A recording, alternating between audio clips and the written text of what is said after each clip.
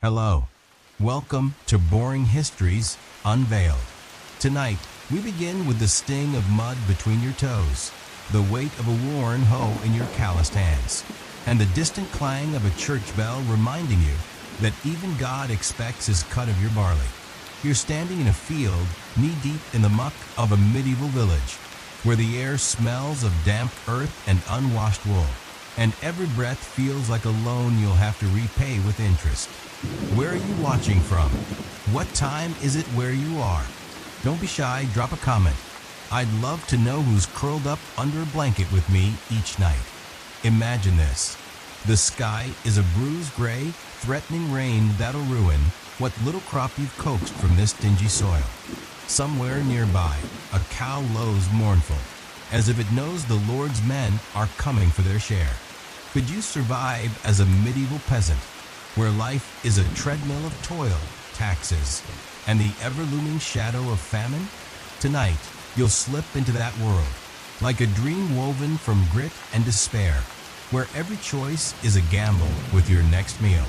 Your back aches as you lean into the hoe, breaking clods of earth that cling to the blade like stubborn children. The field stretches before you, a patchwork of brown and green, each strip marked by the sweat of your neighbors, Hilda, who curses louder than the roosters, and old Tom, whose cough sounds like death rattling. The air is heavy with the scent of manure, spread thin to stretch it further, and the faint, sour tang of your own sweat.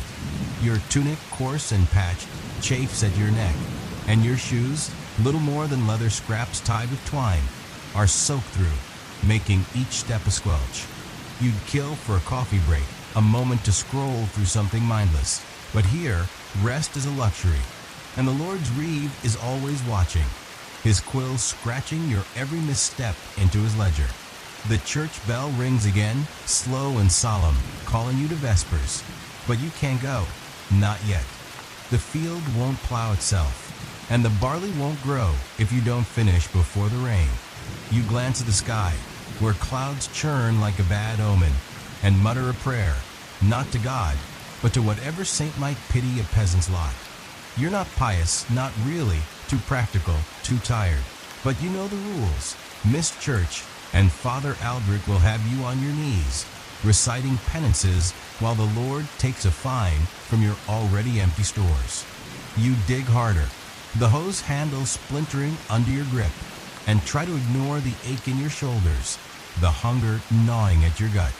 Breakfast was a heel of rye bread, hard as stone, and a thin gruel that tasted of dust. Supper, if you're lucky, will be the same. A shadow falls across the field, and you look up, expecting Hilda or Tom, but it's neither. It's Jitha, the village's oddity, a woman with eyes like polished flint, and a tongue that cuts sharper than any sickle. She's old, or seems it, her face creased like parchment, but she moves with a purpose that makes the young falter. Some call her a wise woman, others a witch, whispering that she speaks to spirits in the woods. You've seen her at the edge of the village, burning herbs under the moon, her chants low and strange, but you've never dared ask why. She carries a bundle of sticks tied with a cord, and at its center, a small carved figure. Wood, not stone, shaped like a woman with no face, its arms spread as if embracing the wind. A charm, you think, your skin prickling. The village doesn't speak of such things, not with Father Aldrich's sermons ringing in their ears. But you know the old ways linger, hidden in the shadows of the church's alkalinity. You pause, the host still in your hands, as Jitha approaches, her eyes glinting with something between amusement and menace. Working yourself to bone, are you? She says, her voice rough as gravel. The Lord will have your soul before the harvest if you don't ease up. You shrug, wiping sweat from your brow, and mutter something about no choice. The barley won't wait. She laughs a short, barking sound and holds up the charm, its faceless figure catching the dim light. This, she says, knows more than the Lord or his priest. It sees the earth's heart, the roots beneath your feet. You do well to listen. You frown, uneasy. The church calls such things heresy, and the last man caught with a charm was whipped until he bled. His crops burned as a lesson. But Jitha's not like the others. She doesn't care for Father Aldrich's rules or the Lord's decrees. You've heard whispers of her healing fevers with strange brews, of her cursing a man who struck her, leaving him lame for a year. You don't believe it, not really. You're the sort who'd roll your eyes at a viral conspiracy thread. But out here, alone with her, the air feels heavier, like the world's holding its breath. What's it for, you ask, nodding at the charm, your voice low, as if the barley might overhear. Jitha's eyes narrow, and she steps closer, the sticks in her bundle rattling. Protection, she says. From what walks when the moon's high? From what the church won't name? Your stomach twists, not from hunger, but from the way her words land, like stones in a still pond. You want to laugh, to call it nonsense, but the memory of last month's storm stops you. A night when the wind howled like a living thing, when Hilda swore she saw shapes dancing in the woods, shapes that weren't human. You told her it was drink, but you didn't sleep that night. Your hand on the knife under your straw mattress. Protection's no good if the Lord takes my crop, you say, trying to keep your voice light, like you're joking about a missed deadline. Or if the reeve catches me slacking. Jitha doesn't smile. She sets the charm in the dirt, its faceless figure staring up, and kneels, her fingers tracing the earth like she's reading it. The Lord's not your worst enemy, she says, her voice low, nor the reeve. There's older things, hungrier things, and they don't care for your taxes or your prayers. You shift, the hose weight grounding you. What am I supposed to do, then? Run? Leave the village? The idea's absurd. You've nowhere to go, no coin, no kin beyond these muddy fields. But the thought lingers, sharp as a blade. Stay, and grind yourself to dust for the Lord's table. Leave, and face the wild, where bandits and wolves wait for fools. Jitha stands, brushing dirt from her hands, and picks up the charm. You choose, she says. Stay and feed the earth, or go and see what it hides. But choose soon, the moon's rising, and it's no friend to cowards. She turns, her bundle rattling, and walks toward the woods, her figure blending with the dusk. You're alone again, the bell ringing in the distance, the barley whispering under the wind. You could follow her, ask for the charm, learn its secrets. But that's a path Father Aldrich would burn you for, and the village would shun you. Or you could stay, dig, pray, pay, and hope the earth's hunger spares you. The mud sucks at your feet, the hoe splinters in your hands, and the choice feels bigger than you, heavier than the taxes you'll never outrun. You glance at the woods, where Jitha's gone, and wonder if the faceless figure watches you still. The barley field lies quiet now, save for the rustle of wind through the stalks, a sound like whispered secrets you're too tired to hear. Your hands, raw from the hoe, grip its splintered handle as you trudge back toward the village, the weight of Jitha's words dragging at your steps. The sky has darkened, a heavy gray that promises rain, and the air carries the damp, earthy scent of coming wet, mixed with a faint smoke from hearts already lit. Your tunic clings to your skin, soaked with sweat despite the chill, and each squelch of your mud-caked shoes feels like a reminder of the life you're tethered to. Mud, toil, taxes, repeat. You'd give anything for a hot shower, a mindless scroll through some app. But here, the closest thing to escape is the alehouse, and even that demands coin you don't have. The village comes into view, a huddle of wattle and daub huts crouched under the shadow of the Lord's manor, its stone walls looming like a judgment. The church's wooden steeple juts beside it, the bell silent now, but its echo lingers in your bones, a nagging boss reminding you of duties unpaid. You pass the mill, its wheel creaking as the river churns, and catch the faint, musty smell of ground flour. None of it yours, not after the Lord's share and the miller's cut. Your stomach growls, loud enough to make you wince. and you think of the gruel waiting at home, thin and gray, barely enough to quiet the hunger. You're not starving, not yet, but the line between enough and nothing is thinner than the threadbare cloak flapping at your shoulders. You're almost to your hut when a figure steps from the alley between two houses, his shadow long and sharp in the fading light. It's what? The Reeves lackey, a wiry man with a nose like a ferret and eyes that miss nothing. His tunic is cleaner than yours, his boots less worn, a perk of licking the Lord's boots while counting everyone else's sins. He's holding a tally stick. It's notches a record of your debts, days you worked, days you didn't, the barley you owe, the fines for missing church.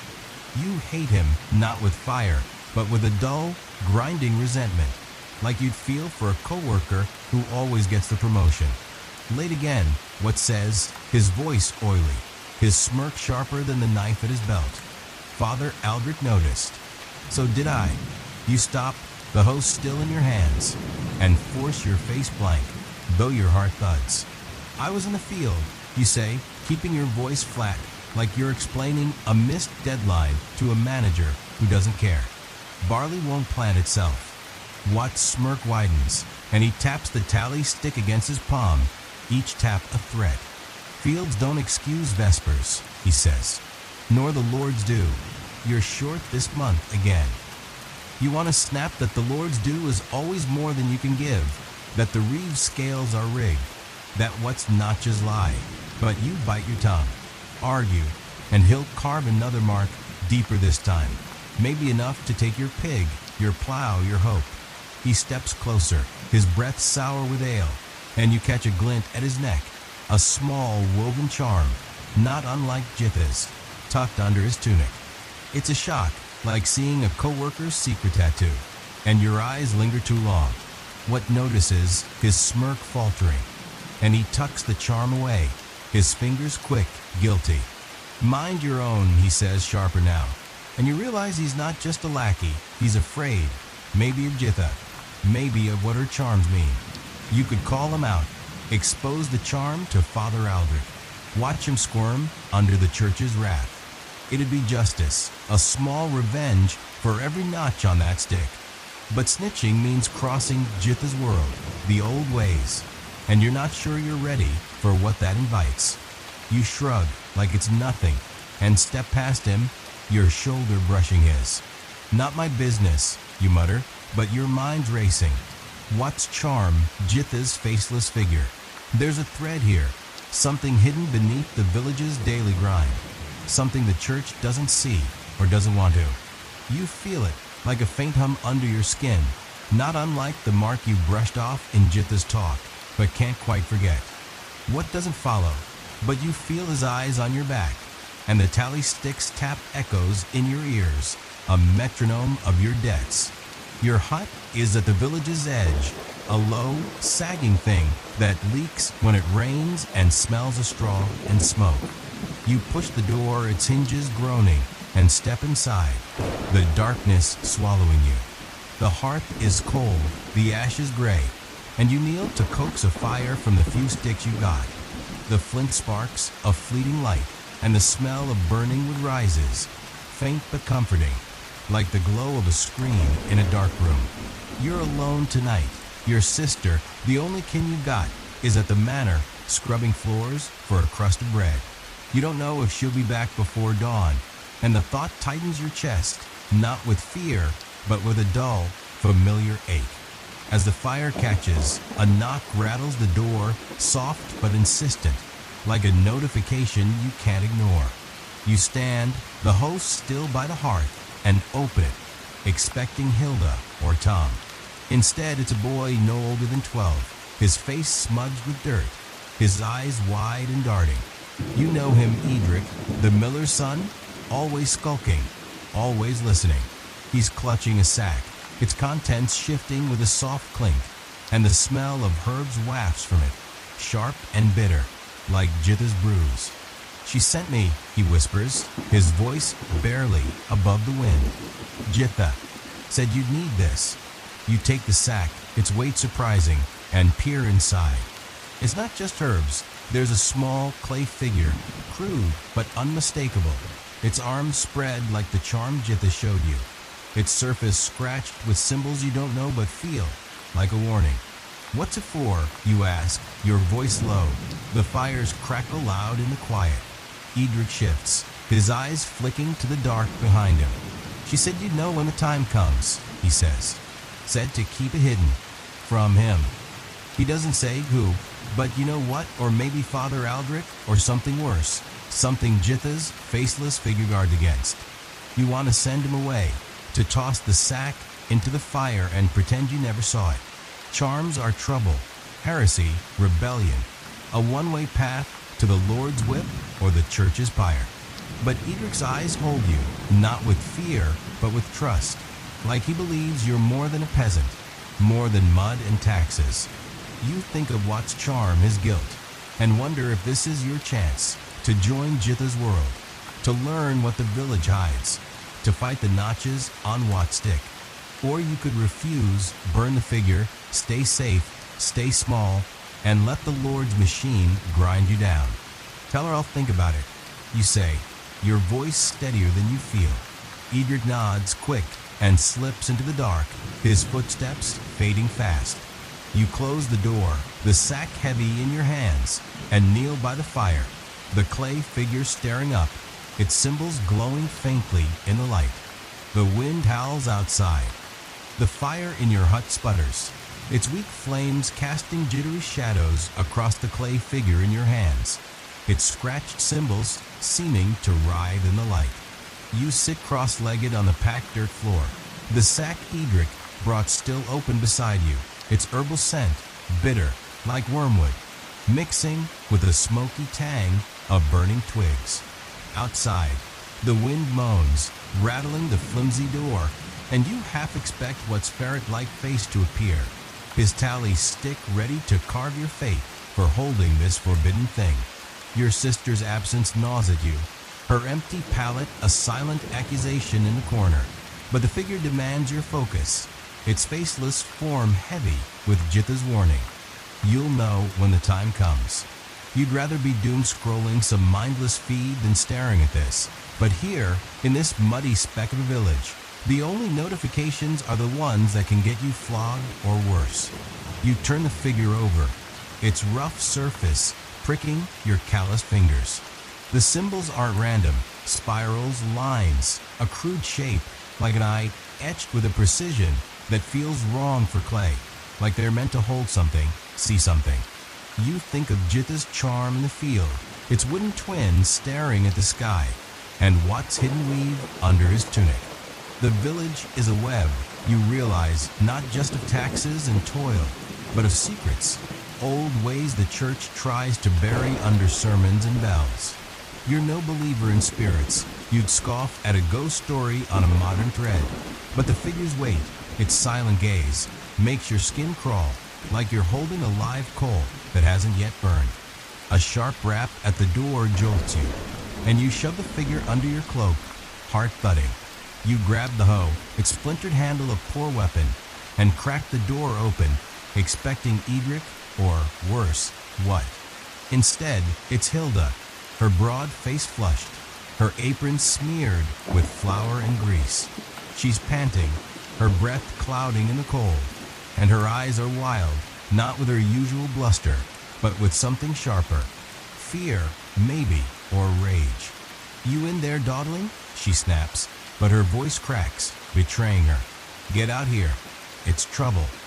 You hesitate, the figure's weight pressing against your chest. "What kind?" you ask, keeping the door half closed, like you're guarding a secret spreadsheet. Hilda snorts, but it's forced, her hands twisting her apron. "The kind that don't wait. At the alehouse." Now, she doesn't explain, just turns and stomps off, her heavy steps fading into the dark. You glance at the fire, the sack, the figure hidden under your cloak. Trouble at the alehouse could mean anything, a brawl, a thief, what schemes. But Hilda's fear sticks with you, a warning you can't ignore. You could stay, hide the figure, keep safe, but the village doesn't let you hide, not really. You grab your cloak, tuck the figure deeper, and step out, the wind biting your face like a slap. The village is quiet, too quiet.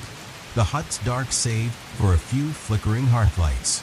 The alehouse glows at the center, its thatched roof sagging. The hum of voices spilling out like a bad connection. The air smells of sour ale, wet straw, and something metallic, sharp enough to make you pause.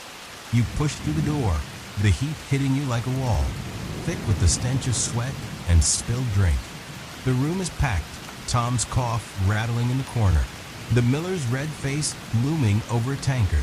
A dozen others you know by their hunched shoulders and muttered gripes. But the mood's wrong, not the usual drunken haze, but a taut electric edge, like a meeting where everyone knows someone's getting fired. At the center near the fire stands a stranger, a man tall and gaunt, his cloak black as soot, his face half hidden by a hood. He's not from the village, not from the manor, and his presence feels like a glitch, something that doesn't belong.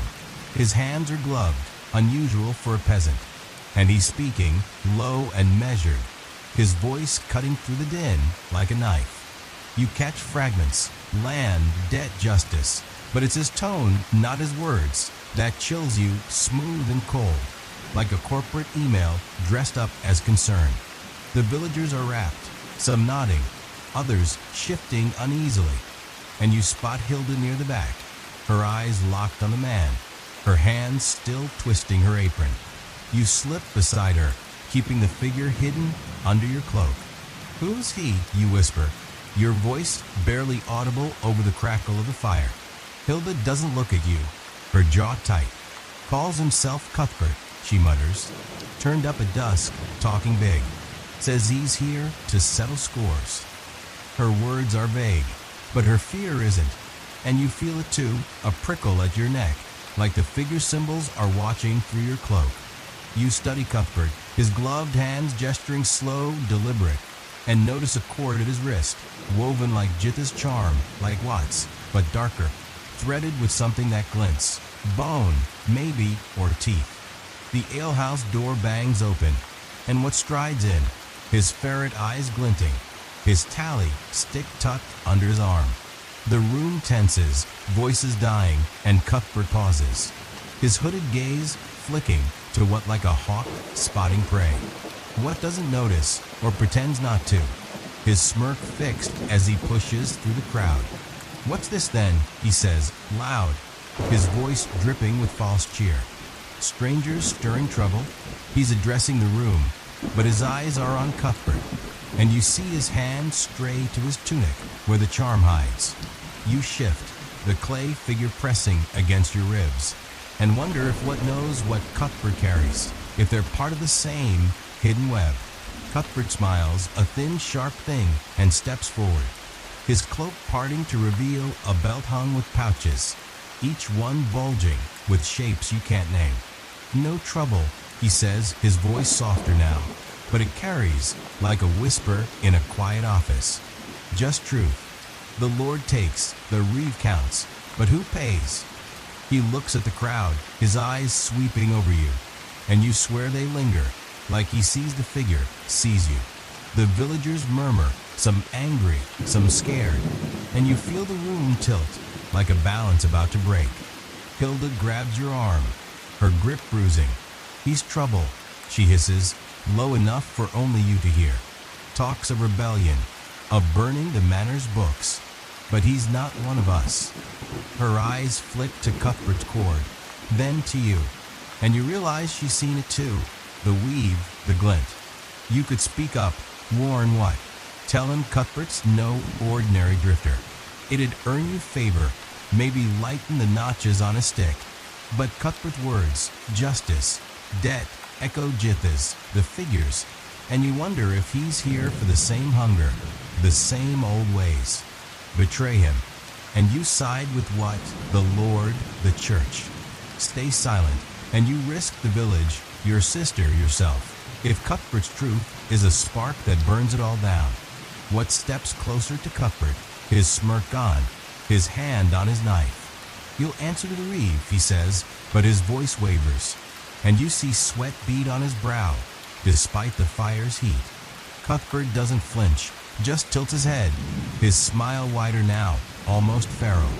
The crowd shifts, some stepping back, others leaning in, and you feel the figure burn against your chest, its symbols alive, urging you to choose. Speak, and save the village from whatever Cuthbert brings. Stay silent, and let his truth, whatever it is, unfold, even if it buries you all. The fire crackles, the ale sours in the air, and Hilda's grip tightens, waiting for you to move. You take a breath, the figures wait a decision you can't unmake, and step forward, your voice low but steady. What? You say, and the room turns, eyes on you, Cuthbert's most of all. You don't know what you'll say, warn him, challenge him, or something else. But the figure hums, the web tightens, and the village holds its breath, waiting for your choice to tip the scales. The alehouse air chokes you, thick with the stench of sour ale, sweat, and the metallic tang that lingers like a bad omen. Your voice, calling Watt's name, hangs in the room, a pebble dropped into a still pond, and every eye turns to you, sharp and heavy, like you've just interrupted a Zoom call with a bombshell. What freezes, his hand hovering near the knife at his belt, his ferret eyes narrowing as they lock on you. Cuthbert, the hooded stranger, tilts his head, his thin smile curling tighter, and you feel the clay figure under your cloak, its scratched symbols pressing against your ribs like a pulse. Hilda's grip on your arm loosens, but her breath is shallow, and the crowd's murmur grows, a low buzz that makes the fire's crackle sound louder, hungrier. You've stepped into the web now, Jitha's, Cuthbert's, Watt's, and there's no backing out. You swallow, your throat dry as old straw, and force your voice steady. What? You say again, louder, though it feels like shouting into a void. He's not here to steal. You nod at Cuthbert, gambling on words you haven't fully thought through, like hitting send on an email you didn't proofread. He's talking sense. The Lord's take, the reeds notches, they're bleeding us dry. The words spill out reckless, and you feel the figure hum, as if it's pleased. The crowd shifts, some nodding, others glancing at Watt, and you realize you've lit a spark in a room full of tinder. Watt's face darkens, his smirk gone, and he steps toward you, the tally stick in his hand like a club. Sense, he snaps, his voice high cracking. You, a mud grubber, talking sense over the Lord's law. He's close now, close enough for you to smell the ale on his breath, the fear under his bluster. His eyes flick to your cloak, like he knows what's hidden there, and you wonder if he's seen Jitha's charms before, if he's part of a world or just scared of it. The crowd murmurs louder, Tom's cough cutting through, and you feel Cuthbert watching, his gloved hand still, his pouches clinking softly as he shifts. You could back down, mumble an apology, let what's authority smother the moment. It'd be safer. Keep your head low, your sister fed, your hut unburned. But the figures wait, Cuthbert's words, justice, debt, burning you, and you're tired, so tired, of notches and taxes and mud. You stand straighter, the hose weight forgotten in your hand. We're all bleeding, you say, your voice finding ground, like you're pitching a project you believe in. You count our barley, our pigs, our days, but what do we get? Hunger, cold, graves. The crowd roars now, not cheers, but a raw, angry hum, and Hilda's eyes widen, her hand grabbing your arm again, not to stop you, but to anchor herself. Watt's face twists, and he raises the tally stick, pointing it at you like a curse. You'll pay for this, he hisses, but his voice wavers, and you see his other hand stray to his tunic, to the charm you glimpsed before. He's not just angry, he's scared, and not just of you. Cuthbert steps forward, his cloak parting, the bone-threaded cord at his wrist glinting in the firelight. The fire tender speaks truth, he says, his voice smooth, cutting through the noise like a blade. The Lord's law is a chain, and chains break. His words are soft, but they land hard, and the crowd surges, some shouting, others backing away. Tom stands, his cough silenced, his old eyes blazing, and even the miller, red-faced and drunk, looks sober, his tankard forgotten. You feel the room tilt, the web tightening, and the clay figure burns against your chest, its symbols alive, urging you on. What lunges, not at Cuthbert, but at you, his knife flashing, a clumsy swing born of panic. You dodge, instinct kicking in, and the Hulk comes up, its handle cracking against his arm. He yelps, the knife clattering to the floor, and the crowd gasps, the sound swallowing the fire's crackle. You freeze, the hoe raised, what clutching his arm, his eyes wide with shock and pain. You didn't mean to hit him, not really. You're no fighter, just a peasant who tends the fields, who'd rather argue over a late report than draw blood. But the figure hums, the crowd roars, and Cuthbert's smile widens, like he's seen this before, like he's planned it. Enough! A new voice booms, and the room stills, the crowd parting like wheat under a scythe. It's Father Aldrich, his black robes sweeping the floor, his cross gleaming at his chest. His face is stern, but his eyes are sharp, darting from what to you to Cuthbert, like he's tallying sins faster than any reeve. What devilry is this, he demands, his voice heavy with the church's weight. Brawling in God's sight, stirring rebellion, he steps forward, and the crowd shrinks, even Tom sitting back down, his cough returning. You lower the hoe, your hands shaking, and feel the figure's heat, a secret you're sure Aldrich can see. What scrambles to his feet, his arm bruised, but his smirk returning, weaker now. He struck me, Father, he says, pointing at you, his voice whining, like a kid tattling. And him, he jabs a finger at Cuthbert. He's poisoning them, talking treason. Aldrich's eyes narrow, and he turns to Cuthbert, who hasn't moved, his gloved hands folded, his smile unshaken. Speak, stranger, Aldrich says, his voice low, dangerous. What brings you to sow discord in my flock?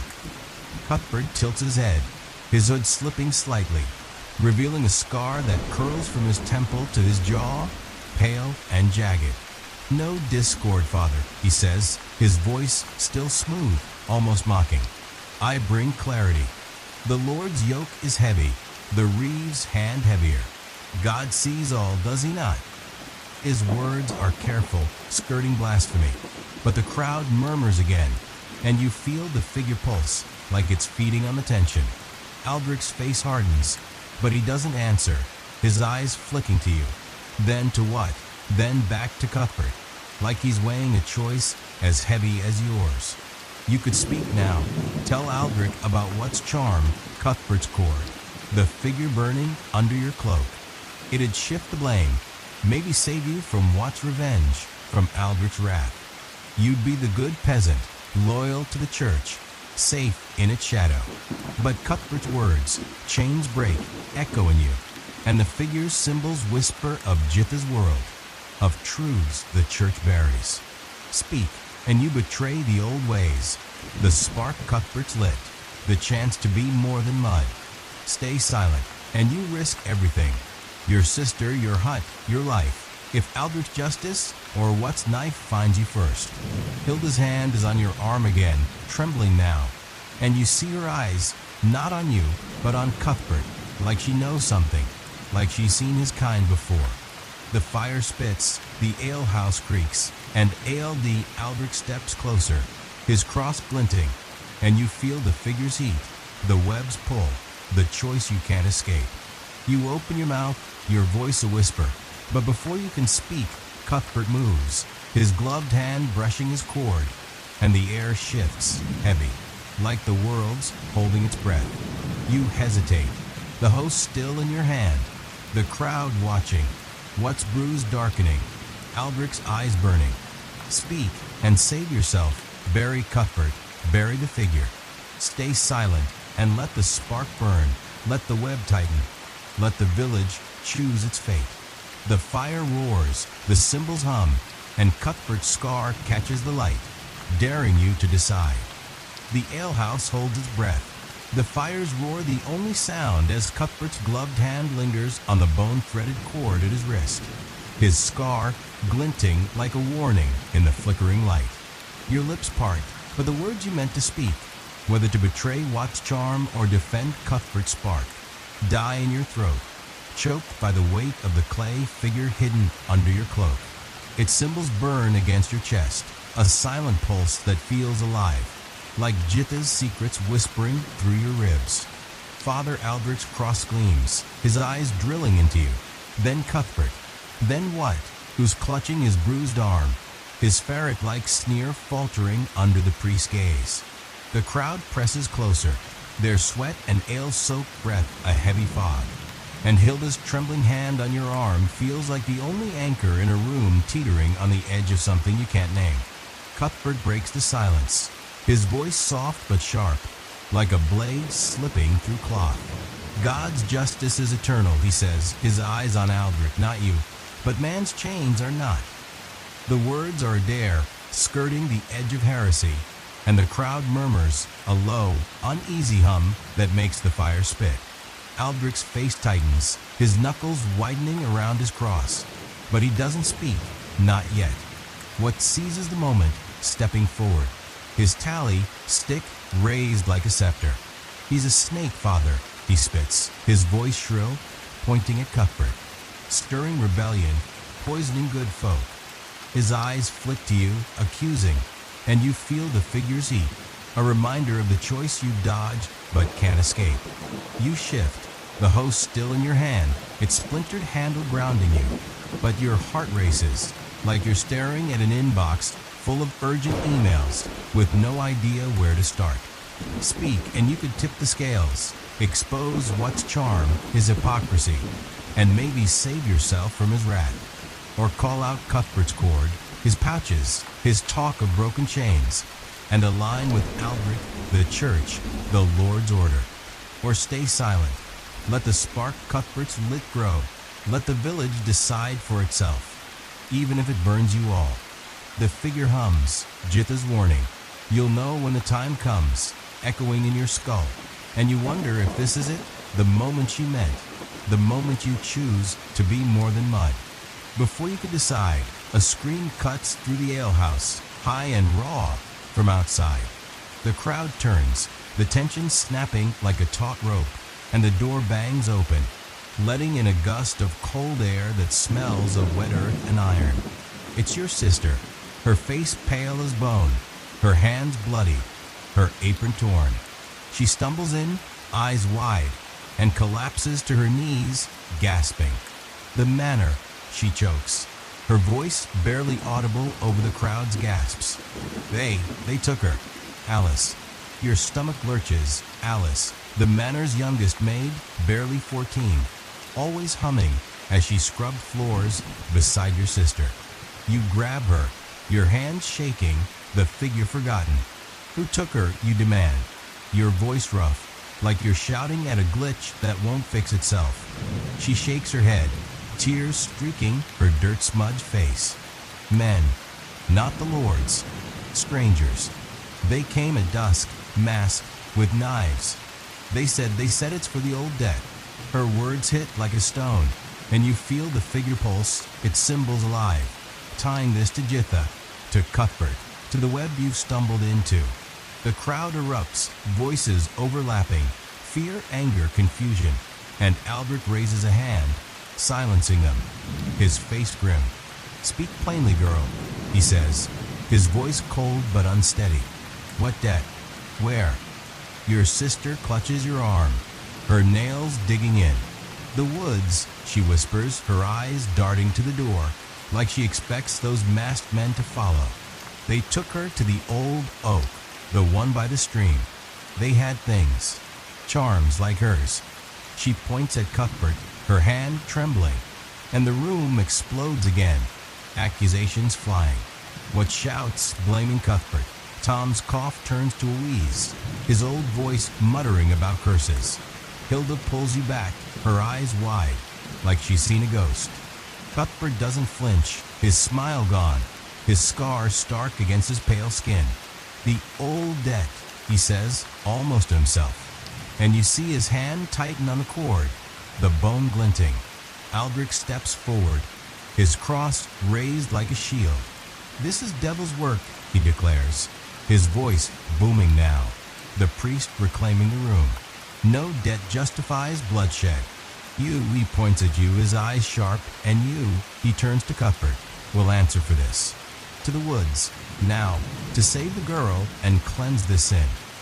The crowd roars, some grabbing sticks, others shrinking back, and you feel the figure burn, its weight a choice you can't dodge. Go with Aldrich, and you're the church's tool, chasing Alice into a trap you don't understand, risking your sister, yourself, for a girl who might already be gone. Stay, and you abandon Alice, betray your sister's plea, let the old debt, whatever it is, claim another life. You look at your sister, her bloodied hands, her desperate eyes, and feel the hoe in your hand, useless against masked men with charms and knives. You think of Jitha, her faceless figure, her talk of hungrier things, and wonder if she knew this was coming, if the clay figure was meant for this. Cuthbert meets your gaze, his eyes unreadable, and you see his pouches shift, like they hold secrets heavier than bone.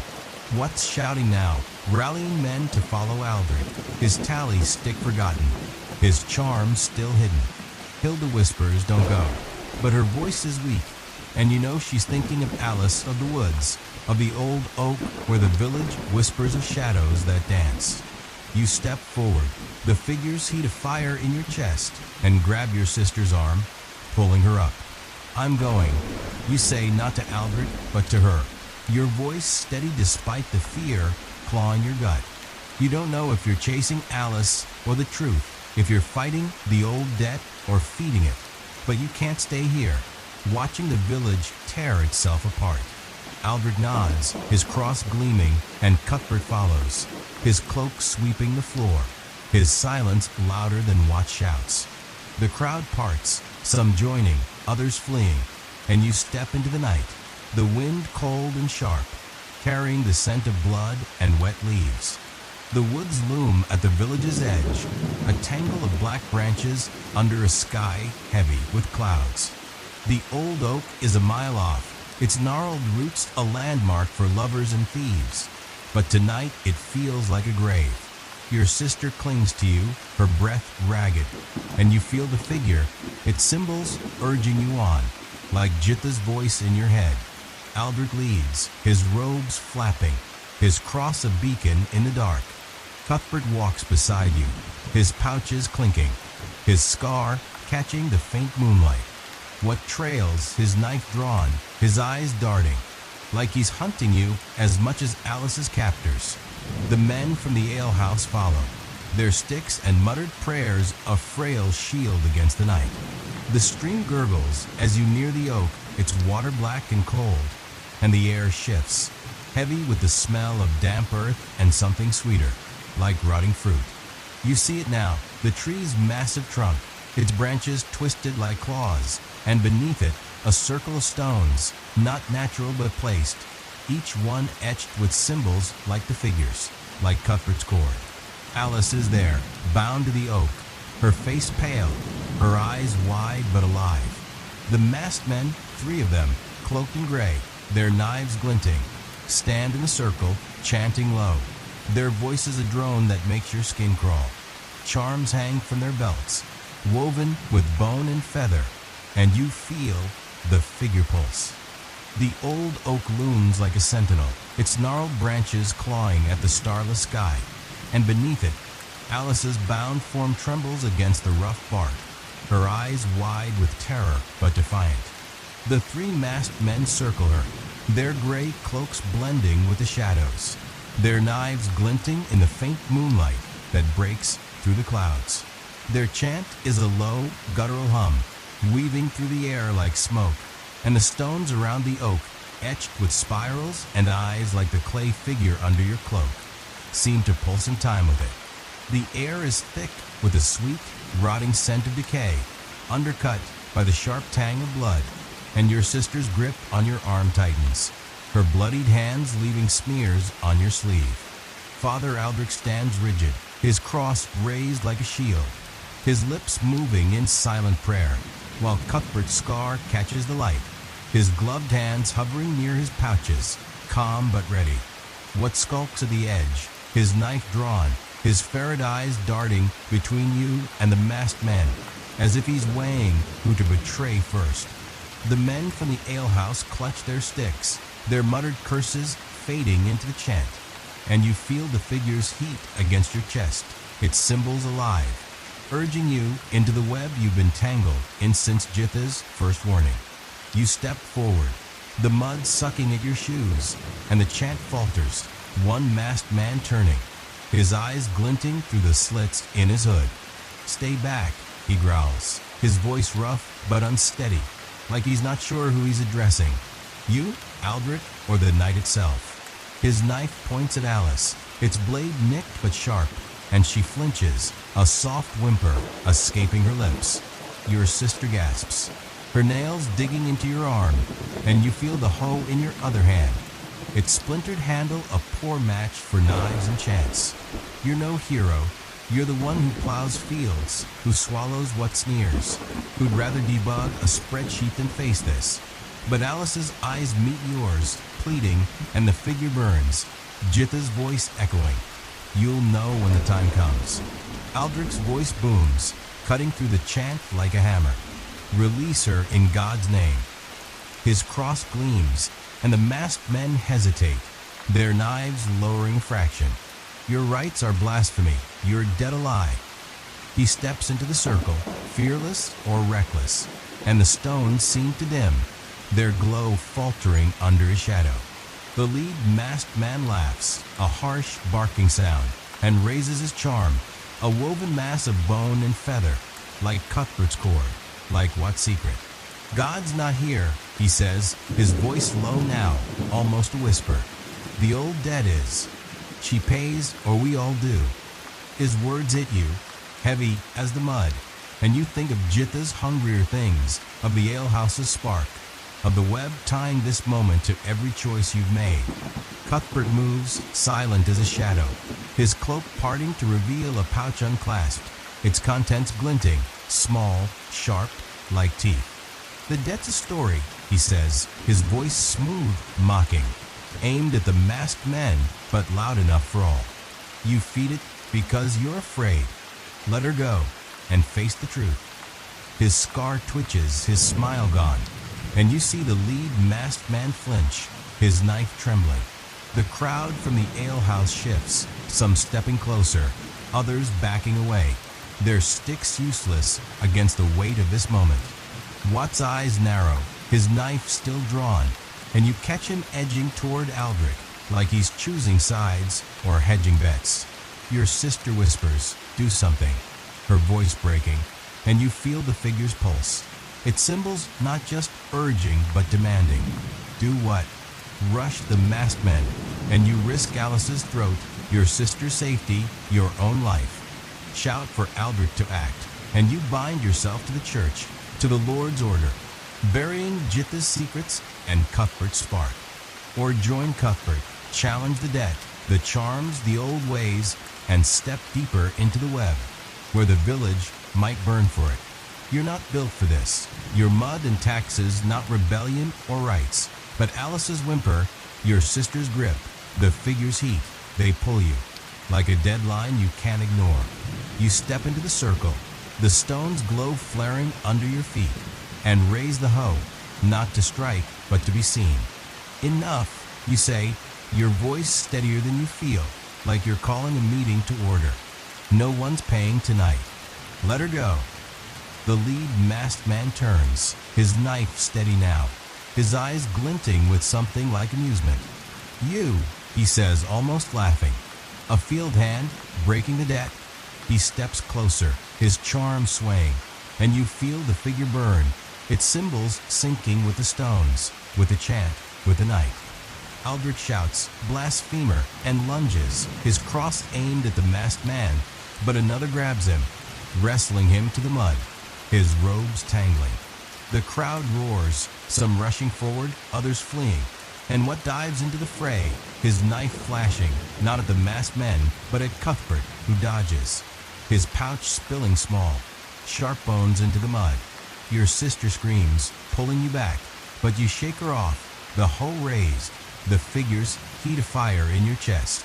Alice twists against her bonds, her eyes on you, and you see the lead masked man raise his knife, not to cut her, but to mark her, tracing a spiral on her arm, blood welling dark and slow. You charge, not thinking, the hoe swinging, and it cracks against the masked man's shoulder, sending him staggering. He curses, his knife dropping, and you grab Alice, yanking at the ropes, your hand slipping on her blood. The chant dies, the stones dim, and the other masked men hesitate, their eyes darting to Cuthbert, who's grappling with what? His gloved hands locked on Watt's wrist. Aldrich's on his knees, praying or cursing, his cross mud-smeared, and the alehouse men shout, their sticks swinging at shadows. You free Alice, her weight sagging against you, and your sister runs forward, helping you drag her from the circle. The stones cold now, their glow gone. The lead masked man rises, his shoulder bruised, but his eyes blazing. You've broken nothing, he snarls, his charm raised, its bone glinting. The debt takes all. He lunges, not for you, but for the stones, kicking one free, and the air shifts, heavy, like a storm breaking.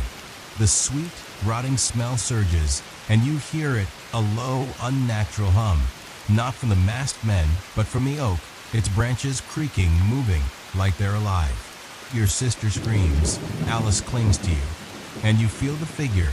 Its symbol's not just pulsing, but singing, a soundless wail that makes your teeth ache. Cuthbert shouts, his voice cutting through the hum. It's a lie. He's free of what? Who's sprawled in the mud, clutching his arm, his charm torn free and trampled. Cuthbert holds a bone from his pouch, its surface etched with spirals, and snaps it, the crack loud as thunder. The hum falters, the oak stills, and the masked men freeze, their eyes wide, like they've seen their god die. You clutch Alice, your sister beside you, and realize the figure's silent now, its heat fading, like it's done its work. But the debt, the web, the hunger, it's not gone, just paused, waiting. Aldrich stands, his face grim, his cross raised again. Seize them, he orders, pointing at the masked men, and the alehouse men obey, their sticks swinging, pinning the cloaked figures to the mud. The lead masked man laughs, even as he's bound, his eyes on you. You've paid nothing, he says, his voice low, almost pitying. The debt remembers. You shiver not from cold, but from the truth in his words. The same truth Jitha hinted at, that Cuthbert's fighting, that the figure carried. You could leave now, take Alice and your sister back to the village. Let Aldrich's justice or Cuthbert's truth sort the rest. It'd be safe, or as safe as a peasant's life gets, mud, taxes, the Lord's shadow. Or you could stay, demand answers from the masked men, from Cuthbert, from the stones that still hum faintly under your feet. What is the debt? Why Alice? Why you? The figure's weight is gone, but its symbols linger in your mind, tying you to the oak, the web, the hunger you've only delayed. Your sister sobbing, Alice's blood stains your hands, and Cuthbert's eyes meet yours, his scar stark, daring you to choose. You step back, Alice and your sister with you, but your eyes stay on the stones, on the oak, on the masked man's sneer. The village waits, the Lord waits, the debt waits, and you, the field hand, the fire tender, stand at the edge, hoe in hand, choosing not just for you, but for them all. The wind howls, the stream gurgles, and the oak's branches creak, watching, always watching. The old oak stands silent now, its branches still, as if the unnatural hum that shook it has drained its strength. Alice clings to you, her bloodied arms slick under your grip, her shallow breaths clouding in the cold night air. Your sister huddles close, her sobs muffled, her hands trembling as she steadies Alice's frail form. The circle of etched stones around the tree lies broken, one kicked free by the masked man. It spirals dull in the moonlight. The three cloaked figures kneel in the mud, bound by the alehouse men's ropes, their knives scattered, their charms, woven with bone and feather, trampled into the earth. Father Aldrich looms over them, his cross raised, his robe streaked with mud, his voice low and fierce as he mutters prayers or curses. You can't tell which.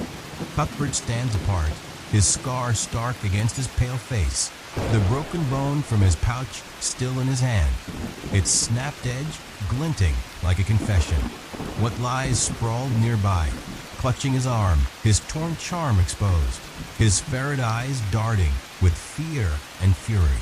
The stream gurgles softly, its water black and cold, and the air carries the fading sweet rot smell, now laced with the sharp, iron tang of Alice's blood. The clay figure under your cloak is quiet, its heat gone, but its weight lingers, a reminder of Jitha's web, of the debt the masked man swore remembers you.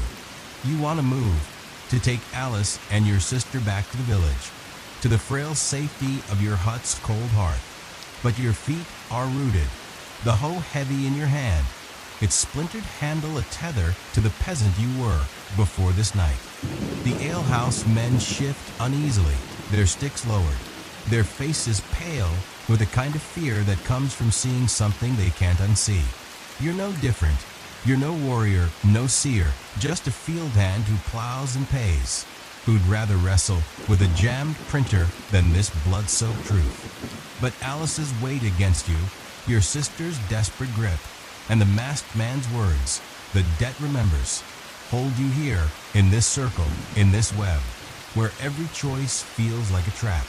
Albert turns, his eyes blazing, and points at you, his cross catching the moonlight. You, he says, his voice sharp, like a manager calling you out in a meeting. You brought this devilry, you and that stranger. He nods at Cuthbert, who doesn't flinch, his gloved hands folding the broken bone back into his pouch, his silence louder than any defense. The crowd murmurs, Tom's cough cutting through, and you see Hilda at the edge, her apron twisted in her hands, her eyes darting from you to Alice, to the bound men. What scrambles to his knees, his voice shrill. He struck me, he whines, pointing at you, then at Cuthbert. And he's one of them. Look at his cord, his bones. He's grasping, desperate to shift the blame, but his torn charm lies in the mud, a traitor to his own secrets. You open your mouth to protest, to say you only wanted to save Alice, to deny the figure under your cloak, but your sister's whisper stops you. Don't, she hisses, her voice barely audible, her eyes on Aldrich. He'll burn us all. She's right. You've seen the church's justice, the pyres for heretics, the whips for those who stray. The figure, Jitha's gift, ties you to the old ways, to the debt, to the masked men's chants.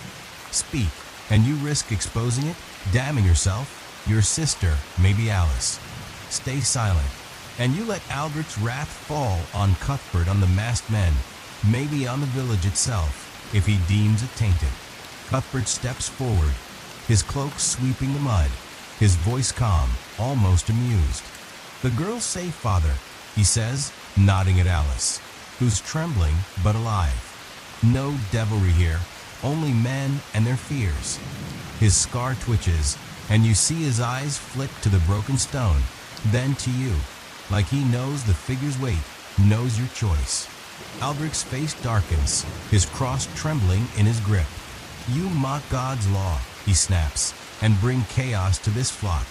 You'll answer stranger before the Lord and the bishop. The alehouse men tighten their grip on the masked men, who don't struggle, their eyes glinting through their hoods, like they're waiting for something, like the debt's not done. You feel the web tighten, Jitha's charms, Cuthbert's bones. What's hypocrisy? The masked men's rights, all pulling at you, at the village, at the fragile order of mud and taxes. You could hand over the figure, confess to Aldrich, Beg mercy for you and your sister. It'd be easy, like deleting a risky email before it's sent, keeping you safe in the Lord's shadow, the church's grace. But Alice's blood on your hands, Cuthbert's spark, chains break, and the masked man's warning stirs something in you, a flicker of defiance, like the moment you'd stand up to a boss who's pushed too far. The debt, whatever it is, isn't just theirs, it's the village's, yours, woven into the fields you plow, the taxes you pay, the hunger you swallow. You step forward, Alice still leaning on you, and meet Aldrich's gaze, your voice low but steady. I saved her, you say, nodding at Alice. Ignoring what's hiss, the crowd's murmur. That's no devilry. But this, you gesture at the stones, the bound men, the oak. This isn't God's work either. It's ours. The words surprise you, raw and true, like a post you'd regret sharing but can't take back. Aldrich's eyes narrow, but he doesn't speak, his cross lowering a fraction, like he's weighing your soul against his ledger. The lead masked man laughs, a low, bitter sound, his bound hands twitching. Ours, he echoes, his voice cutting through the wind. The debt's always ours. You'll see field hand. His eyes find yours, and you feel the figure again, not hot, but heavy, like it's waking. Cuthbert's hand strays to his pouch, his scar stark, and you wonder if he's with them, against them, or something else. A player in a game you don't understand. What's shouting now, demanding Aldrich sees you, but the priest ignores him, his eyes on the masked men, then the oak, like he's seeing the web for the first time. Hilda steps forward, her voice shaking but loud. Enough blood, she says, her apron a flag of surrender. Take them to the Lord, Father, but let us go home. Her eyes meet yours, pleading, and you see the crowd nod, Tom's cough softening, the alehouse men loosening their grip. They're tired, scared, ready to trade truth for safety, like you've been all your life. But Alice's weight, your sister's fear, the figures pull, they hold you, demanding more than mud, more than silence. Aldrich nods, slow, his cross steady now. To the manor, he says, his voice grim. The Lord will judge. He gestures at the masked men, then Cuthbert, then you, and your heart sinks, like you've just been CC'd on a disciplinary email. The alehouse men haul the masked men up, their charms crunching underfoot, and what scrambles to his feet, his smirk returning, like he's won. Cuthbert doesn't resist, his pouches clinking as he's pushed forward, his eyes on you, not accusing but curious, like he's betting on your next move. You could slip away now, take Alice and your sister back to the hut, hide the figure, and pray Aldrich forgets you in the chaos. It's what a peasant does, keep low, survive, let the Lord and church sort their battles. But the masked man's laugh, Cuthbert's spark, the figure's weight, they're a challenge, a chance to be more than a field hand, to cut the web instead of tangling deeper. Stay with Aldrich, face the Lord's judgment, and you risk everything, your sister's safety, your hut, your life, for a truth you barely grasp. Or go home, and let the debt grow. Let Alice's blood be the first of many. Let the village grind on under taxes and fear. You look at your sister, her tear-streaked face, and Alice, her arms still bleeding, her eyes grateful but haunted. You feel the figure, its symbols etched in your mind, and think of Jitha, her faceless charm, her hungrier things. The manor's a trap, but so is silence, and you're tired of traps. You step forward, Alice and your sister with you, and join the grim procession, the hoe in one hand, the figure hidden, your choice of fire you can't douse. The oak watches, the stream gurgles, and the debt waits, patient as the mud under your feet. The manor looms ahead, its stone walls a gray smear against the night, its torches flickering like eyes that never blink. You trudge through the mud, Alice leaning heavily on your shoulder, her bloodied arm wrapped in your sister's torn apron, her breaths shallow but stubborn. Your sister walks close, her eyes darting between you and the bound figures ahead. The three masked men, their gray cloaks dragging, their charms crushed, but their silence defiant. Father Aldrich leads the procession, his cross held high, his robes caked with mud, but his step unyielding, like he's marching to a holy war. Cuthbert follows, his hands tied loosely, his scar catching the torchlight, his pouches still clinking with secrets. What skulks beside him, his knife sheathed but his ferret eyes sharp, his bruised arm cradled like a trophy.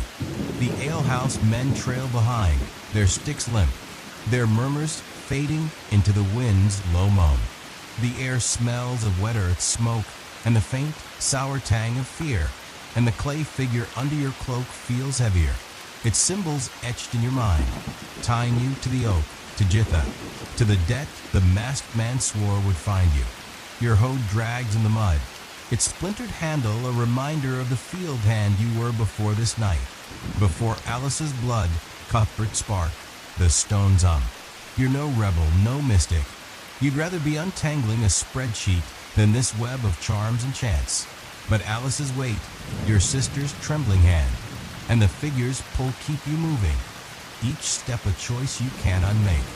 The manor's gate creaks open, its iron bars like teeth, and the Lord's men, armored, their faces hard, step out, their torches casting long shadows that dance across the mud. You feel the figure stir, not hot, but alive, as if it knows where you're going, what you're risking. The Lord's judgment waits, and with it, the truth of the debt, the web, the village's hunger. Aldrich halts, his cross gleaming, and turns to the Lord's men, his voice steady despite the mud on his robes. We bring blasphemers, he says, gesturing at the masked men, then Cuthbert, then, with a glance that cuts at you, they've defiled God's order, spilled blood, sown chaos. The Lord will judge. The lead guard, a broad man with a scar across his nose, nods, his eyes scanning the group, lingering on Alice's pale face, on your sister's bloodied hands, on you, the hoe-wielding peasant who dared step into this.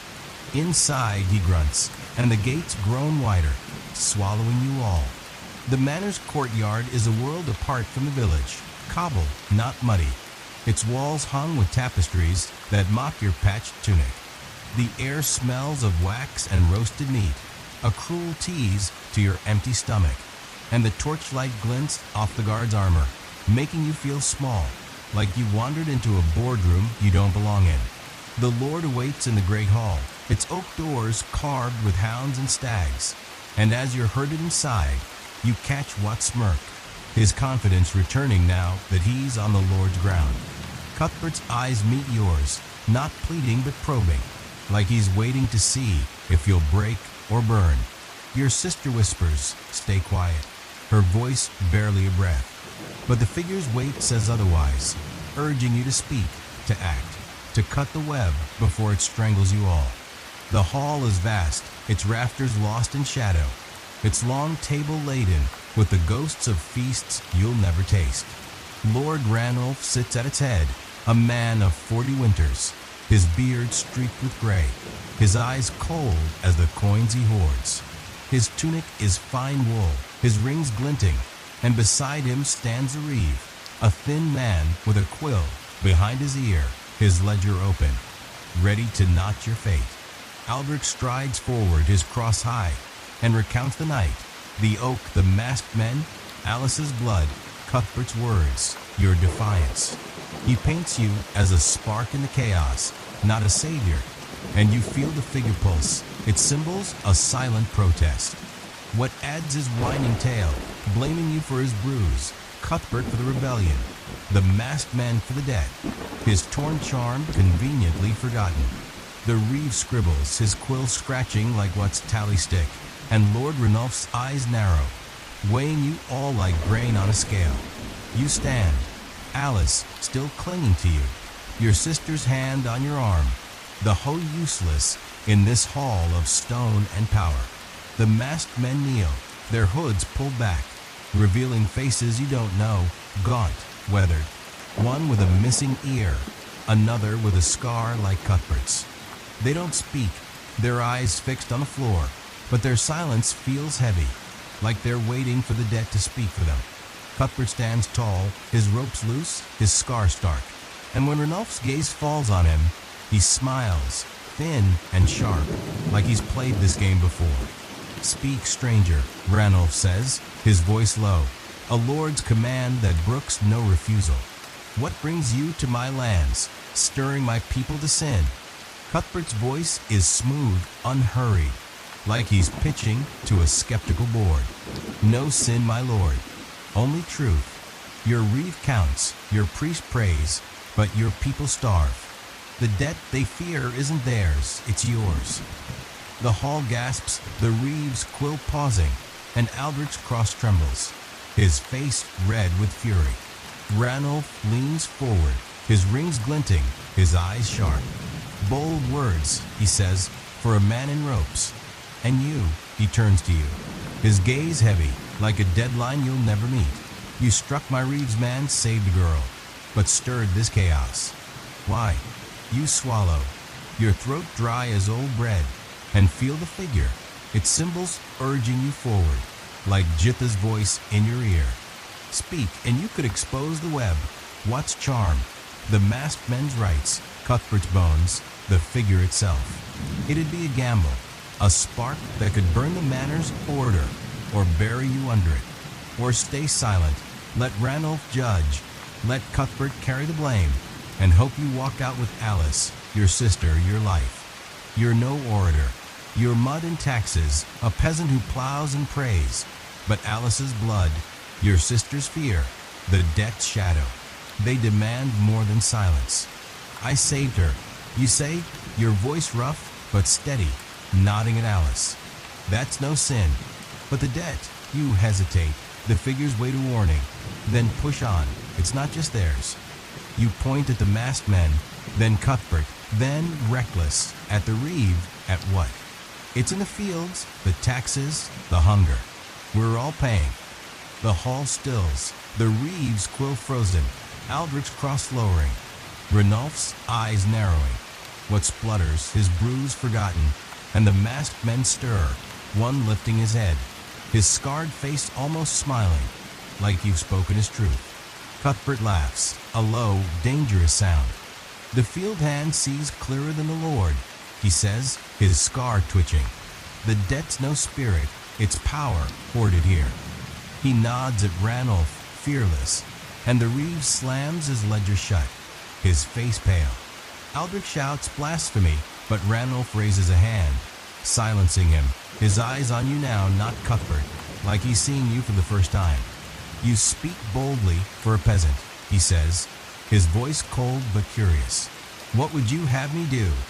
Burn my ledger? Free my lands?" You freeze, the figure symbols flashing in your mind, spirals, eyes, hunger. You didn't expect this, a lord asking your will, like a CEO deferring to an intern. You could demand justice, free Alice, punish the masked men, exile what? Spare Cuthbert. Or you could push further, name the debt, the charms, the old ways, and risk the manor's wrath, the church's fire, for a truth that might not save anyone. Your sister's hand tightens, Alice's breath slow, and you feel the web, Jitha's shadow, the oaks hum, all waiting for you to choose.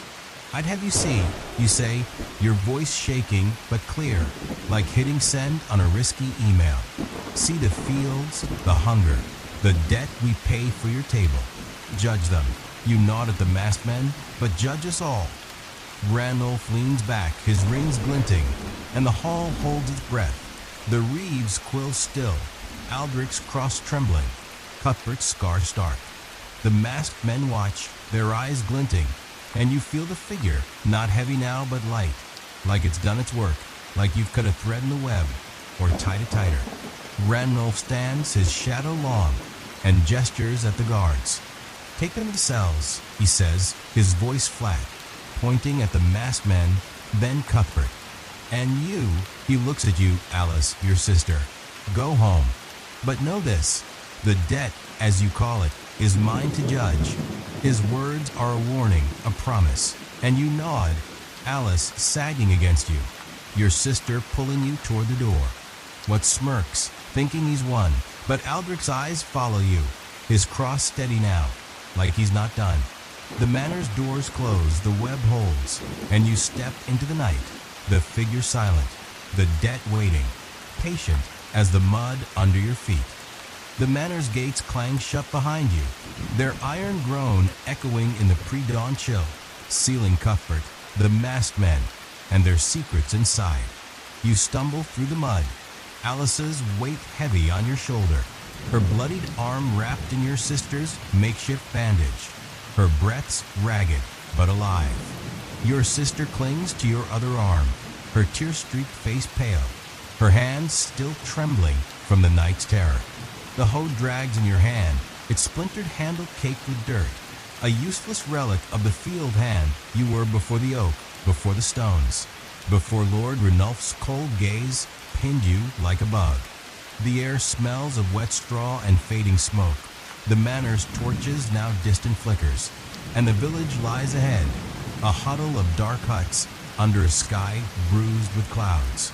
The clay figure under your cloak is silent, its symbols no longer burning but heavy, like a debt unpaid, tying you to Jitha's web, to the hunger the masked man swore would remember you. Your boots squelch in the mud, each step a fight against the earth's cling, and your stomach gnaws, a dull ache that's been your shadow since you last ate, a crust of rye, hours ago, now a memory as thin as your hopes. You'd trade your soul for a hot meal, a mindless scroll through some app. But here, survival is mud and taxes, and the night's choices cling to you heavier than Alice's weight. Your sister's voice, barely a whisper, breaks the silence. "What did you do?" she asks, not accusing, but scared, like she's seen you sign a contract with terms she can't read. You don't answer, not because you don't want to, but because you don't know. You spoke to Ranulph, named the debt, saved Alice, but the web, Jitha's charms, Cuthbert's bones, the masked men's rights, feels tighter, not cut, and Aldrich's cross, what smirk, linger in your mind like a bad email you can't delete. The village emerges, its huts hunched like tired old men, their thatch sagging under the threat of rain. The alehouse is dark, its fire long dead, and the mill's wheel creaks faintly, a reminder of a lord's cut you'll never outrun. You guide Alice to her family's hut, a low, smoky thing near the church, and her mother, a wiry woman with eyes like flint, pulls her inside, her thanks choked with sobs. You nod, your throat tight, and turn away, your sister's hand still in yours, the hoe dragging behind. Your own hut waits at the village's edge, but you pause, the figure's weight stopping you, like it knows something you don't. The wind carries a new sound, not the stream, not the mill, but a low, rhythmic thud, like a heartbeat, coming from the woods where the oak stands. You glance at your sister, her face pale, her eyes wide. "Go home," you say, your voice rough, like you're assigning a task you don't trust yourself to finish. "I'll be there soon." She shakes her head, her grip tightening. "Not alone," she says, her voice small but fierce, like she's claiming a stake in this web. You want to argue, to send her to the hut's frail safety, but the thud grows louder, insistent, and the figure stirs, its symbols flashing in your mind. Spirals, eyes, hunger. You nod, and together you turn toward the woods, the mud sucking at your feet, the air growing colder, heavier, with the faint, sweet rot smell you thought you'd left at the oak. The trees close around you, their branches black and twisted, blotting out the sky. The thud is clearer now, not a heartbeat, but a drum, slow and deliberate, echoing through the undergrowth. Your sister's breath clouds, her hand cold in yours, and you grip the hoe tighter, its weight a poor shield against whatever waits. The stream gurgles nearby, its water glinting like a blade, and you see the oak ahead, its massive trunk a shadow against the dark. But it's not alone. Figures move beneath it, not the masked men, not Cuthbert, but others cloaked in rags, their faces hidden, their hands beating a small hide-covered drum. its rhythm syncing with the figure's pulse under your cloak. You stop, your sister freezing beside you, and crouch behind a gnarled root, the mud soaking your knees. The figures, 5, maybe 6, circle the oak, their drumbeat steady, their cloaks patched but adorned with charms, not bone but wood, carved with the same spirals, the same eyes. A woman stands at the center, her back to you, her hair gray and wild, her arms raised like Jitha's faceless figure. You don't see her face, but you know her, Ida, the weaver, who lives at the village's fringe. Her hut always thick with the scent of herbs, her eyes always watching.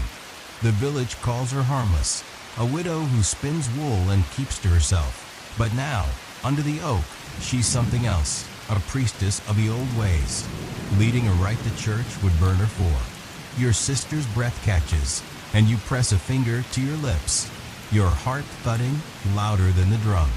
Ida's voice rises, not a chant but a song, low and keening, in a tongue you don't know but feel, like a memory you never lived.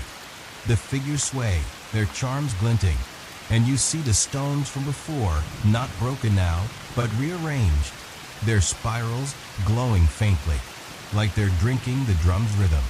The sweet rot smell surges, and you realize it's not decay, but an offering.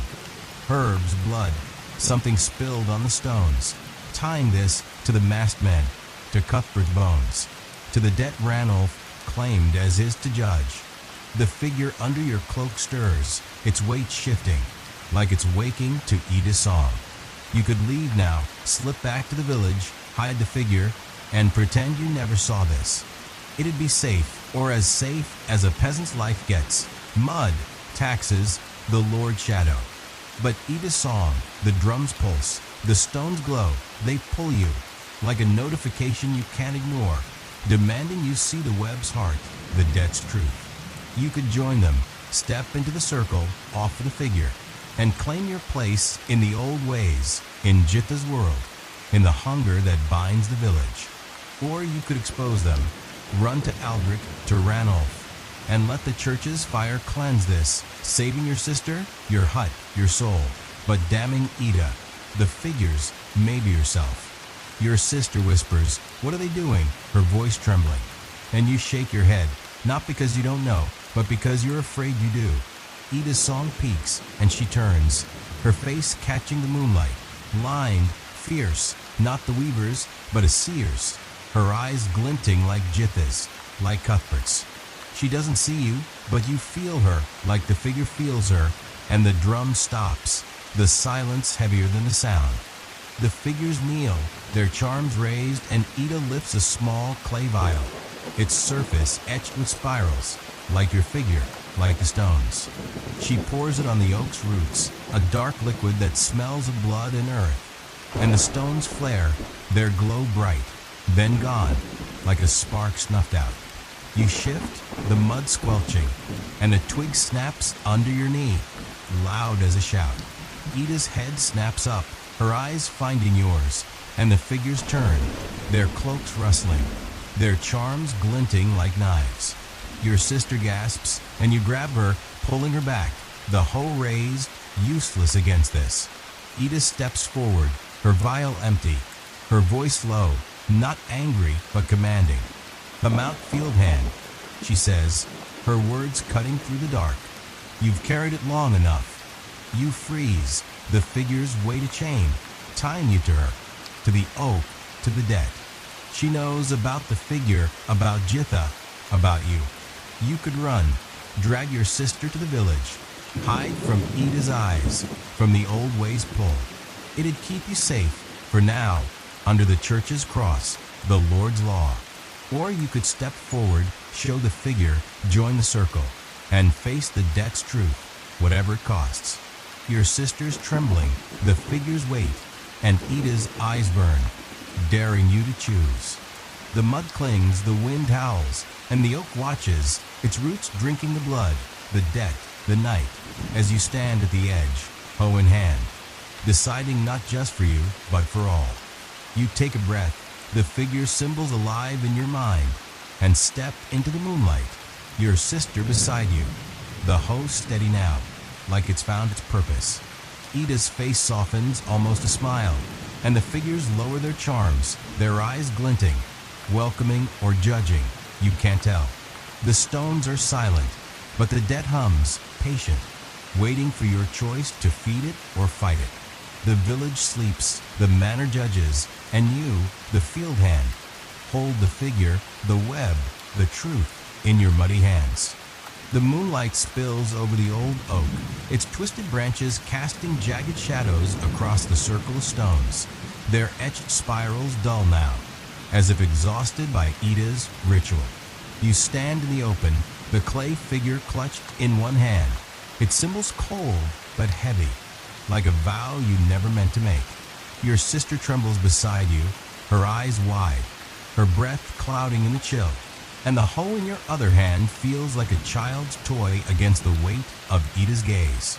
The weaver-turned seer stares at you, her gray hair wild, her face lined but fierce, her empty vial glinting with traces of blood and earth. The cloaked figures, village folk you thought you knew, their charms of wood and twine raised like offerings, watch in silence, their eyes glinting, not with welcome, but with expectation. The air is thick with the sweet rot smell of Ida's offering, now fading into the damp, earthy musk of the woods, and the stream gurgles nearby, its black water a mirror for the debt that binds you, the village, the web you've stumbled through since Jitha's first warning. You've saved Alice, faced Ranulph carried the figure, but the debt, the hunger, the old ways, the truth, stands before you now, demanding a final choice. Ida steps closer, her boots silent in the mud, her voice low, like the wind through the oak's branches. You've seen it, she says, her eyes locked on the figure in your hand. The debt we pay to live, to eat, to breathe. Give it to me, field hand, and join us, or keep it and carry its weight alone. Her words are not a threat, but a challenge, heavy as the taxes you've toiled under, sharp as what's tally stick. The figures shift, their charms swaying, and you feel the web tighten.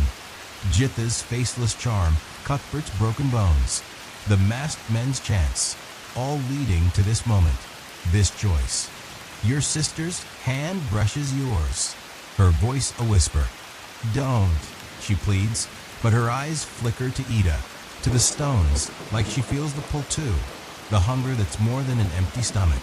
You look at the figure, its spirals and eyes staring back, and understand, finally, why surviving here is impossible. The village isn't just mud and taxes, it's a machine, grinding lives into offerings, demanding blood for every loaf, every fire, every day you steal from the earth.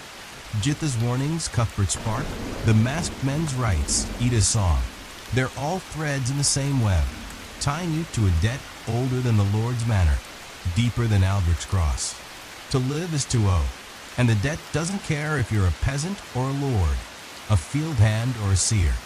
You think of Alice's blood, your sister's fear, the barley you'll never harvest enough of, and realize the village isn't waiting for you to save it.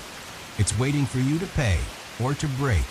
The drum's echo lingers in your ears, though the figures are still, and you feel the figure's weight shift, not heavier but sharper, like it's choosing you as much as you're choosing it. Give it to Ida, join her circle, and you become part of the old ways, feeding the debt with chance and blood, preserving the village at the cost of your soul, your sister's safety, the life you've known. Keep it, walk away, and you carried the debt alone, a marked soul under Albrecht's eye, Ranulph's law, what's knife, with no one to share the burden. Or your heart stumbles at the thought, destroy it, break the figure, the stones, the web, and risk everything. The village's fragile balance, your sister's life, for a chance to end the debt, to free the fields from hunger, if such a thing is possible. Ida's eyes narrow, her hand outstretched. The vials glint, a reminder of the blood she spilled. Choose, field hand, she says, her voice softer now, almost pitying. The oak waits, the earth waits. The figures murmur, their charms glinting, and the oak's roots seem to shift, drinking the night, the debt, your indecision. Your sister's hand tightens, her breath hitching, and you think of the hut, the cold hearth, the barley field you'll plow tomorrow, if tomorrow comes. You're no hero, no martyr. You're mud and toil, a peasant who'd rather dodge what's notches than face a moment like this. But the figure, the web, the debt, they've chosen you, and there's no running now. You step back, the mud sucking at your boots, and raise the figure, not to give, but to hold, its symbols catching the moonlight. No, you say, your voice rough but clear, like hitting send on a message you can't recall. No more blood, no more debt. The words surprise you, raw and reckless, and Ida's face hardens, her hand dropping, the figures gasping, their charms falling still. Your sister pulls at you, her voice a hiss, what are you doing? But you shake her off, the hoe steady in your other hand, like it's found its purpose at last. You turn to the stones, their spirals faint, and swing the hoe, not at Ida, not at the figures, but at the circle itself. The blade cracks against the nearest stone, shattering it, the sound sharp as thunder, the fragments scattering into the mud. The figures cry out, Ida stumbles, and the oak trembles, its branches creaking like a scream. You swing again, another stone breaking, its spirals gone, and the air shifts heavy, like a storm breaking inside you. The figure burns, not with heat, but with light, its symbols glowing, then fading, and you feel the web snap, not all of it, but enough. A thread cut, a debt refused. Ida lunges, her vial raised, her voice a wail. Fool, she shouts, but there's fear in her eyes, like she's seen the earth turn against her. The figures scatter, some fleeing, others kneeling, their charms dropped, their faces pale. Your sister grabs you, pulling you back, and you drop the hoe, the figure still in your hand, its weight gone, its clay crumbling to dust, like it's done its work. The oak groans, a low, unnatural sound, and the ground shakes, not enough to crack, but enough to feel, like the debt's anger, or its release. You run, your sister with you, the woods blurring, the stream's gurgle fading, the sweet rot smell gone. The village emerges, its huts dark, the church's steeple a silent judge, and you stumble to your hut, the door creaking as you push inside. The hearth is cold, the air stale, but you collapse, your sister beside you, her sobs softening into silence. The figure's dust clings to your hand, its symbols etched in your mind, and you know what you've done. You broke the circle, refused the debt, but the web remains. Ranulph's Manor, Aldrich's Cross, Watt's Knife, the village's hunger. You've given them a chance, a crack in the machine, but the debt is patient, and the earth doesn't forget. Dawn breaks gray and cold, and you hear the village stir. Hilda's curses, Tom's cough, the mills will creaking. You don't know if Ida's circle will reform, if the masked men will speak, if Cuthbert's spark will burn. You don't know if Ranulph will call you back, if Aldrich will hunt you, if what will carve a new notch for your defiance. But you know why surviving here is impossible. Not just the mud, the taxes, the hunger, but the debt that binds them, demanding everything, offering nothing. You chose to break it, not for you, not for your sister, but for the fields, the village, the chance of a day without blood. You kneel by the hearth, coaxing a fire from the last twigs, the flames weak but alive. Your sister watches, her face gaunt but calm, and you hand her the last crust of rye, splitting it. The act a small rebellion against the debt's hunger. The village will grind on, the Lord will take, the church will pray, but you've cut a thread, and that's enough for now. You lean back, the fire's warmth a fragile lie, and close your eyes, the figure's dust on your hands, the oaks groan in your ears, the debt's shadow waiting, always waiting. Sleep well, field hand, if you dare. The mud's patient, and the debt dreams deeper than you. If you hear a drum in the dark, don't answer. It's just the earth, counting what you owe.